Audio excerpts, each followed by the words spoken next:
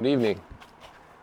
I believe I'm going to title this video, "Do not let them convince you that you are boring." But through the course of this next 5-10 minutes, however long this is, it's more, don't let them convince you that you're boring or weird or different, or that what you're doing isn't right or not normal. Well, actually, it might be not normal. That might be right. They may be questioning who is they, who is them. And that is basically anyone who passes any sort of judgment on you, gives you a weird look or just a comment or whatever.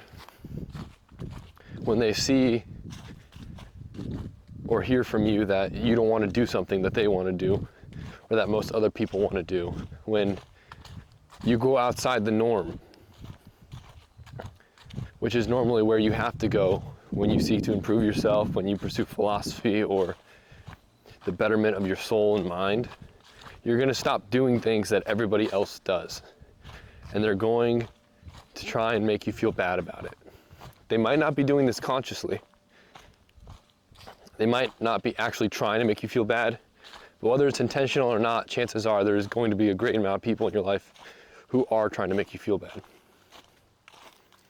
You see, most people are sick and tired of the majority of things in their life. They're sick and tired of the crap, of all the bull crap, just of everything going on. But they don't change. They don't do anything to make it better. They do the same things over and over and over again, and they do that until they die. And that's heartbreaking because they're so capable. But for the few people who do start to make the change, who see all the bullcrap in their lives and actually choose to try and improve it and try and improve themselves so they can get rid of all that bullcrap, who can actually improve their lives, you're going to start doing something that the majority of people don't do. You're gonna perhaps stop drinking. Say you're gonna stop liking even drinking. You're not gonna want to smoke anymore. You're not gonna want to attend as many parties or social gatherings. You're not gonna find enjoyment in any of these things that most people find extreme enjoyment in because it helps distract them. And they're going to try and convince you that you're boring. They're gonna make it seem like you are boring, or weird or different, or doing something wrong. My point in making this video is to tell you that you're not. You're not boring. Most people may not like to read books and study, or meditate, or be alone for long periods of time and do immense and deep self-reflection, which is extremely necessary for improvement of yourself. They're going to see you doing these things, and they're going to not necessarily disagree with it, but just go, you're doing something strange or wrong. And you're not. To seek the betterment of your soul and mind should be the ultimate goal of every human being, to reach the enlightened path, to become or to realize your fullest potential, because everyone has an incredible full potential. Everybody is capable of so much, and unfortunately a lot of that isn't ever realized. People don't take the time to even think about it, think about what they could attain, what they could be. They choose the distractions. They choose to be normal and do the things everybody else is doing. And there is some psychology behind this too. The pull of the group. When everybody else is doing something, you will be pulled to do it as well. That's just part of evolution. That's how we evolved. Be a part of the group, do what everyone else is doing. It helped you survive. That's not the case anymore. And in fact, doing what everybody else is doing may actually hurt your ability to survive nowadays. You do these things, you meditate, you read books, you spend time alone. You stop going to parties and stop drinking.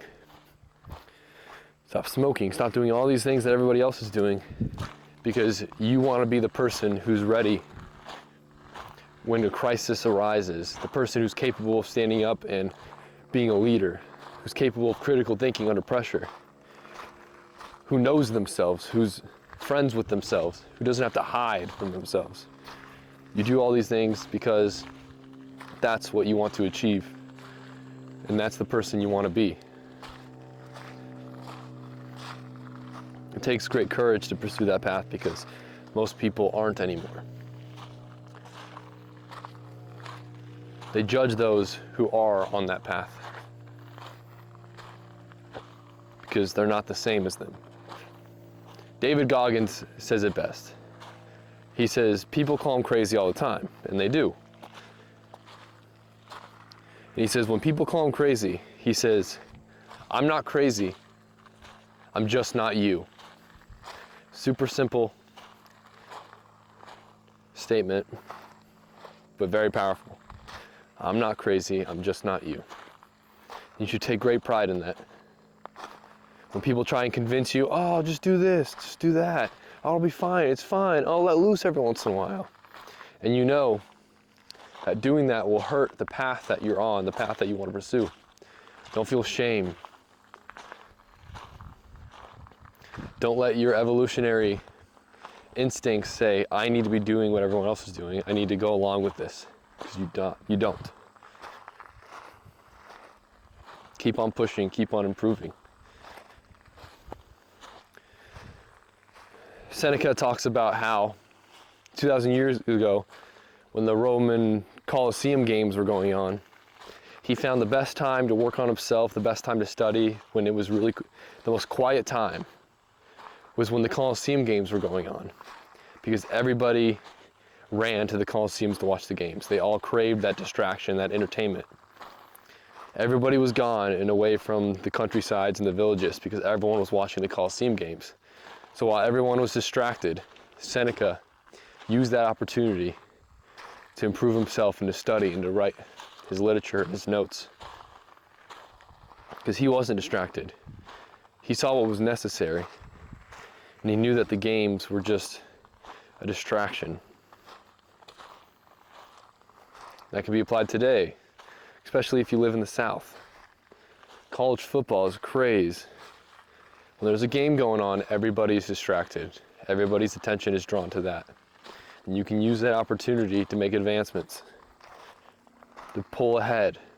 Not for the sake of being ahead of everybody, but for the sake of making that decision of the pursuit of virtue, for the sake of the choice, for turning your back on it.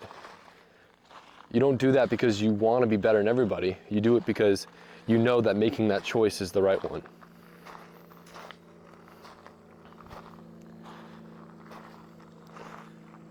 I hope this was helping, or this video helped somebody who is maybe feeling a little discouraged. I find myself in turmoils with people who make judgments. I don't have anyone in my life who necessarily tries and makes me feel bad, but there's people who don't understand for sure, and there's people that never will understand. You just have to keep moving forward and doing what you know is right.